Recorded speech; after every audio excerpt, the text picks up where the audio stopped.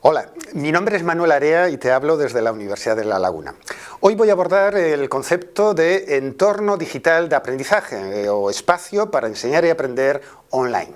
¿Cómo podríamos definirlo? Vamos a ver, ¿qué sería un entorno de aprendizaje digital? Pues tal como ya aparece definido, vendría a ser un espacio en la red, un espacio online, un espacio que hay en Internet, que está organizado, esto es importante, es decir, no es espontáneo, sino está formalizado de algún modo, y que de algún modo lo que pretende, ese espacio online creado de forma planificada, es facilitar procesos de enseñanza y aprendizaje para que los alumnos obtengan experiencias que les proporcionen conocimiento, desarrollo de competencias, etc. En pocas palabras, ¿cuáles serían los rasgos, las características que distinguirían o permitirían denominar o concebir didáctica o pedagógicamente a estos entornos digitales para el aprendizaje? Miren, en primer lugar, porque ofrecen mucha información, acceso a cantidad ingente de contenido, de conocimiento, que evidentemente tendrá que ser seleccionado y preparado por el profesor. A la vez, esa información está de algún modo conectada hipertextualmente. Esto lo diferencia de cualquier otro tipo de entorno, en formato libro o en formato audiovisual. A la vez, estos entornos digitalizados para la enseñanza y el aprendizaje utilizan, digamos, un conjunto de lenguajes y formatos que se denominan como formatos multimedia, donde se combina imagen, palabra, iconos, representaciones gráficas, etc. A la vez son interactivos, es decir, el estudiante o el profesor interactúa con ese material, con ese entorno, y este provoca algún tipo de respuesta. Y otro rasgo muy importante que lo distingue, digamos, de otros medios, tecnologías del pasado, es que posibilitan estos nuevos entornos mucha comunicación e interacción entre los propios estudiantes y entre los estudiantes y el profesor. Y a la vez no nos olvidemos que siempre cuando se planifica y se elabora un entorno de aprendizaje, tiene que tener una cierta finalidad educativa, es decir, se persigue que se desarrollen ciertos objetivos de aprendizaje, se adquieran ciertos contenidos y se desarrollen ciertas competencias. Evidentemente, en los entornos o espacios online que se pueden generar para finalidades educativas hay distintos tipos. Yo les presento aquí una posible clasificación, pero esta es muy variable en función del rasgo que queramos destacar. Yo hablaría, y es, insisto, un posible tipo de clasificación de lo que son entornos de aprendizaje estructurados, es decir, que están muy formalizados, muy planificados y que de algún modo están pensados para solo realizar lo que allí aparece dentro del entorno, que vendrían a ser los llamados objetos digitales de aprendizaje y lo que se conoce tradicionalmente como las aulas virtuales.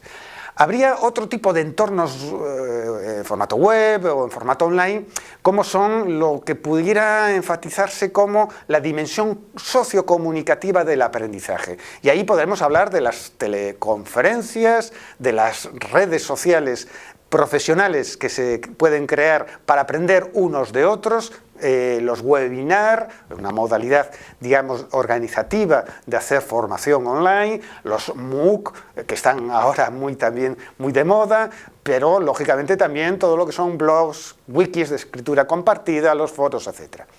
Luego podríamos hablar de lo que son entornos de aprendizaje más informales, es decir, donde uno de algún modo navegando va aprendiendo, pero evidentemente no tiene una secuencia, una planificación determinada, y por tanto podemos hablar de espacios web de aprendizaje informal, ¿no? Como son pues todos los sitios y portales web que existen, las redes sociales donde uno participa e interacciona con otros colegas, pero claro, esto no está elaborado con esa finalidad educativa y por tanto es aprendizaje informal, los medios de comunicación online, bueno, buscadores temáticos, etc. Y un último tipo de entorno que no me gustaría saltarme y nombrarlo es aquel que es autoconstruido, ¿no? Y se conoce de algún modo como los PLE, ¿no? Los Personal Learning Environment, ¿no? Es decir, un entorno de aprendizaje personalizado donde de algún modo el sujeto, cada individuo, profesor, adulto, joven, estudiante, etcétera, de algún modo crea su propio entorno en la red, acotado y adaptado en función de lo que visita, navega, aprende, produce, etcétera, etcétera. Fíjense, últimamente hay una discusión, o ustedes pueden encontrar en la bibliografía, en el ciberespacio, en las conferencias que puedan recibir y demás, distintos nombres respecto a lo que se conoce como contenido educativo, digital, lógicamente, objeto de aprendizaje, material didáctico digital, recurso educativo. Yo creo que todo ello más o menos hace referencia a la misma realidad. Yo voy a ofrecerles brevemente una determinada definición de objeto de aprendizaje, recurso educativo o material didáctico digital. Estoy haciendo referencia a lo mismo. Wiley, fíjense, ya hace más de 10 años nos decía, un objeto de aprendizaje es cualquier recurso digital que puede ser utilizado como apoyo para el aprendizaje. Y eso, evidentemente, abre numerosas posibilidades, ¿no? Hay otra definición del Learning Technology Standards Committee, donde nos dice que un objeto de aprendizaje o recurso educativo es cualquier entidad, objeto, fichero, archivo, que puede ser utilizado, reutilizado y referenciado en el contexto de un aprendizaje, evidentemente apoyado por tecnología. Pero yo voy a ofrecerles, digamos, en esta misma línea, pero mi propia caracterización. Miren, un objeto de aprendizaje digital, lógicamente, siempre es una propuesta de aprendizaje empaquetada, es decir, está pensada, planificada, diseñada para generar ciertos efectos, ¿no? Por eso hablo que un objeto de aprendizaje, sea en formato vídeo, en formato presentación multimedia, en formato aula virtual, en el formato que consideren, un videojuego, por ejemplo, educativo, siempre encierra de algún modo una propuesta de cómo enseñar y cómo aprender. Y esto implica que cuando se diseña, se elabora, se genera ese objeto de aprendizaje digital, el autor o autores tienen que tener claro o tener en mente un para qué enseño o para qué sirve este objeto digital creado. Por eso ahí subyace, digamos, una visión de qué objetivos de aprendizaje y competencias se quieren desarrollar. Y de algún modo eso tiene que estar en la base del propio objeto. Es decir, se supone que cuando un estudiante trabaja con ese objeto digital educativo está condicionado a que desarrolle, como digo, y adquiera ciertos objetivos de aprendizaje. A la vez también ese objeto digital lleva empaquetado algún tipo de información, de contenido, de conocimiento. Y además está, digamos, estructurado de determinada forma y se emplean determinados lenguajes que faciliten la adquisición de ese conocimiento o contenido, ¿no? Por eso yo resumiría que en el momento de diseño pedagógico de un objeto de aprendizaje digital, el autor o autores tienen que plantearse ¿para qué genero yo este objeto de aprendizaje? ¿Qué quiero enseñar con él mismo? ¿Y cómo se va a presentar ese conocimiento para facilitar su adquisición por los estudiantes? En definitiva, un objeto de aprendizaje digital sería un archivo, fichero digital, lógicamente.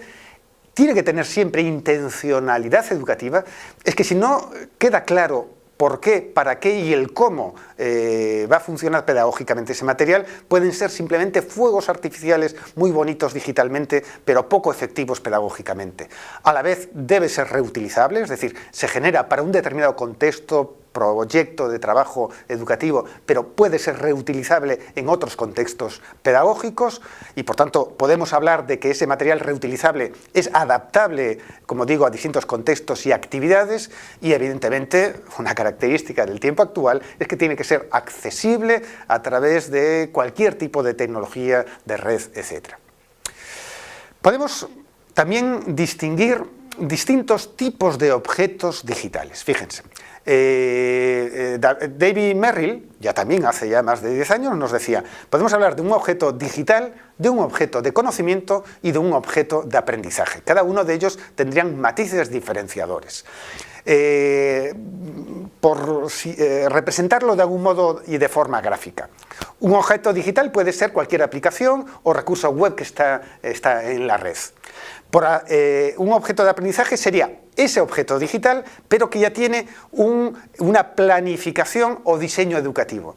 Y un objeto de conocimiento haría referencia a cómo se representa y se organiza el conocimiento que se quiere transmitir en ese objeto en el interior del mismo. Y claro, un pedagogo, un experto educativo, un profesor que quiera desarrollar recursos digitales educativos tendría que tener en cuenta estas tres cuestiones. Cuando yo planifico, tengo que tener en cuenta las características como objeto digital, como aplicación o recurso web tecnológico. Tengo que tener en cuenta la planificación o el diseño de actividades que tiene que realizar el estudiante sobre ese objeto digital y, lógicamente, tiene que, de algún modo, estructurar el conocimiento que es transmitido y que es representado dentro del mismo. Actualmente existe una variedad enorme de tipologías o tipos de objetos de aprendizaje digitales o de materiales didácticos que pueden encontrarse en la web, en online, ¿no? En la enseñanza online. Pues algunos objetos digitales adoptan formato de documento textual tradicional, de formato de libros electrónicos, e-books, de presentaciones multimedia, de mapas conceptuales, videoclips, líneas de tiempo, murales o pósters digitales. Adoptan formato de animaciones, de gráficos, de iconos, de diagramas, bueno, pósters online, de hipervídeo, de infografías.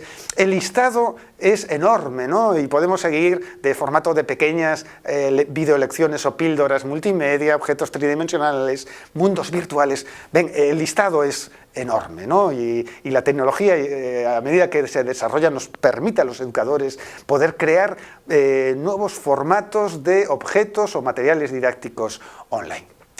Yo lo que sí quisiera destacarles es que cuando un profesional educativo aborda el diseño de un entorno virtual planificado, formalizado, debe asumir, digamos, un concepto que no está tan divulgado, que es el concepto de actividad o de e-actividad, entendido como una actividad que un alumno tiene que ejecutar, desarrollar, realizar en el marco de un entorno online. ¿Por qué el concepto de e-actividad?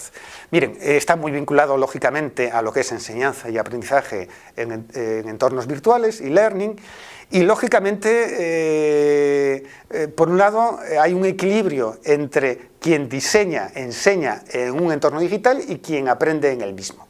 Pero lo que genera realmente aprendizaje es la experiencia que el alumno tiene en ese entorno.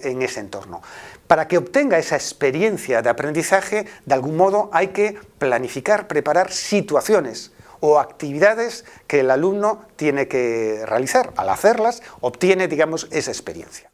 Por eso, frente a lo que tradicionalmente se ha hecho en los entornos e-learning o aulas virtuales, de estructurar y organizar ese aula a través de contenido como eje central, les estoy proponiendo que sea la tarea de aprendizaje, la e-actividad, quien sea, digamos, ese elemento clave, eje, a partir del cual organizar o estructurar todos los elementos de un entorno virtual. Y esto significa que uno tiene que pensar y planificar qué actividades y qué secuencia de las mismas llevarán a que se obtengan ciertos conocimientos. En torno a la e-actividad o actividad electrónica, como quieran denominarles, hay distintos tipos, ¿no? Y podemos hablar de actividades muy simples, que duran muy poco tiempo, microactividades, como puede ser un ejercicio simple individual, yo que sé, responder un text o completar un puzzle o un juego de palabras, etcétera, a lo que son macroactividades o actividades más largas en tiempo, en complejidad, como pudiera ser un proyecto de trabajo grupal a través de entornos online. Otros ejemplos, muchos ejemplos, podemos hacer un montón de ellos, es decir, que los alumnos desarrollen proyectos colaborativos mediante wikis o mediante escritura compartida online, que creen sus propios blogs o espacios públicos en la red, que redacten ensayos, que debatan en unos foros, que resuelvan problemas, que elaboren su propio portafolio o espacio personal, que creen una biblioteca digital. Bueno, las posibilidades y tipos de actividades, como les digo, oscilan desde la simple propuesta a una propuesta mucho más compleja. Lo que ocurre es que a la hora de planificar esas actividades, sean simples o sean complejas, ese docente o ese experto en educación responsable de la creación de un entorno de aprendizaje online debe tener, al menos, plantearse 4 cuestiones básicas. Una es cuál es la competencia o competencias que quiero desarrollar en mis estudiantes y en particular objetivos de aprendizaje, qué quiero que adquieran, ¿no?, como aprendizajes. Hoy hablamos de competencias, en otros momentos hablábamos de dimensiones de aprendizaje u objetivos, ¿no? A la vez, tener en cuenta también y ser conscientes de que bajo cualquier tarea o propuesta de actividad hay que trabajar o desarrollar contenidos, conocimientos. ¿Cuáles son esos? Hacerlos explícita. También tenemos que pensar a la hora de planificar una actividad electrónica o dentro de un entorno online es cuál es la organización didáctica de esa actividad, es decir, qué tiempo exige para su cumplimentación, ¿va a ser individual o va a ser agrupada en pequeño grupo o gran grupo? ¿Cuáles son los espacios? ¿Cómo se va a evaluar? Es decir, tenemos que hacer una planificación organizativa didáctica de la misma. Y lógicamente todo esto es tecnología digital, por tanto tenemos que también seleccionar y pensar cuáles son las herramientas, aplicaciones o recursos digitales que van a permitir a esos estudiantes cumplimentar adecuadamente la actividad electrónica. Hoy en día hablamos ya también de metodologías para trabajar la enseñanza y el aprendizaje en entornos online, ¿no? Metodologías que tienen nombres que ustedes pueden encontrar en la bibliografía fácilmente, desde las webs, el aprendizaje por proyectos, aprendizaje colaborativo, estudios de caso, los círculos de aprendizaje, el aprendizaje basado en problemas o el aprendizaje por tareas. Busquen información que encontrarán seguramente mucha bibliografía que les explica este tipo de metodologías, y cada una de esas metodologías es simplemente la configuración y organización de distintos tipos de actividades, ¿no? Yo, por resumir y por ir sintetizando ideas básicas. Miren, sea una metodología u otra, lo que uno tiene que tener claro a la hora de diseñar entornos de aprendizaje es que el alumno sea el creador de los conocimientos, no sea un mero receptor. Y esa forma de crear y construir los contenidos es siempre y cuando se le planteen a los estudiantes dentro del entorno actividades de aprendizaje. Y para eso hay que pedirles y solicitarles que genere, digamos, contenidos digitales en formatos y lenguajes distintos. Que el alumno se exprese, cree esos contenidos mediante textos, a través de ensayos o participaciones en foros o tal, en blogs, en hipertextos, que construya también ese conocimiento, esos contenidos en formatos audiovisuales, en formatos de imágenes, en infografías. Bueno, las posibilidades son muchas, como ya les cité antes. A la vez también tenemos que ser conscientes de que, además de que el alumno sea creador de contenidos en distintos formatos y lenguajes, haya mucha comunicación e interacción, y esto significa apostar, apoyar, de que utilicemos los entornos online para que el aprendizaje no sea solo individual, sino también colaborativo. Como he citado y lo he dicho en otras ocasiones, nosotros como educadores de enseñanza a distancia online podemos utilizar y debiéramos entremezclar lo que son espacios más formalizados o aulas virtuales estructuradas tipo Moodle, pero abiertas y donde interacciones o se entremezclen con entornos abiertos de aplicaciones que hay en la web 2.0. No nos olvidemos de que la creación de un entorno online no es solo poner a disposición del estudiante materiales de estudio y actividades a realizar, sino que tiene que haber mucho feedback comunicativo, tiene que haber mucha actividad docente online, y esto significa tutorización y evaluación continua de lo que van produciendo, sea de forma comunicativa o en forma de trabajos o productos en red de los estudiantes. El profesor tiene que ser un comunicador y un tutor, digamos, online constante.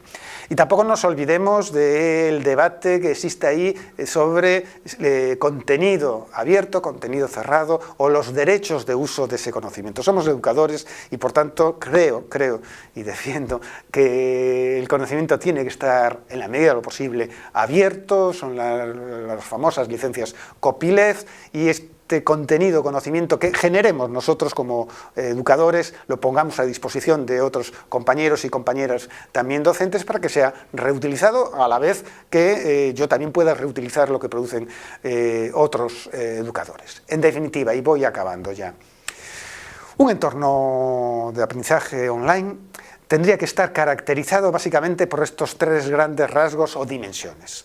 Un estudiante, cuando entra en un entorno, como digo, formalizado, creado, planificado pedagógicamente, tiene que encontrarse básicamente qué tareas tiene que realizar, qué actividades, pero tiene que encontrarse también contenidos materiales de estudio que deben adoptar, como digo, formato multimedia, no solo textual o audiovisual, y sobre todo mucha comunicación e interacción entre los propios estudiantes a la hora de elaborar contenidos o tareas, pero también comunicación, interacción, tutorización definitiva entre cualquier estudiante y su profesor. Y nada más, muchas gracias.